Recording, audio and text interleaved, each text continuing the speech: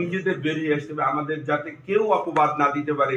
আপনি আমাদের বিভিন্ন পদের উত্তরোত্তর সমৃদ্ধি এবং এই পত্রিকা বাকস্বাধীনতা হরণের জন্য সরকার যেন আর কোনো আইন না তৈরি করতে পারে, এটা একটা বদনাম তো বেরোয় না। তাহলে আমাদেরও ওই কাতারে সামিল জেলার প্রতিটা ক্ষেত্রে এবং যারা আমাদের প্রশাসনিক বড় কর্তারা আছেন প্রায় দেখি যে তাকে ডেকে নিয়ে যায়। নিঃসন্দেহে ভালো না হলে তার এই ডেকে নিয়ে যেত না বা বিভিন্ন জায়গায় উপস্থাপন করতো না। অনুরোধ, আমি সবসময় আমার সাংবাদিক ভাইদেরকে নিয়ে আমি গর্ব করি, অহংকার করি। কারণ সাতক্ষীরাতে যত সাংবাদিক দেখেছি, আমি তো পূর্বে 4টা ডিস্ট্রিক্টে চাকরি করেছি, যেমন বাগেরহাট বা নড়াইলে কিন্তু এত সাংবাদিক কিন্তু খুঁজে পাওয়া যায় না। এবং সাতক্ষীরা যত সাংবাদিক আমরা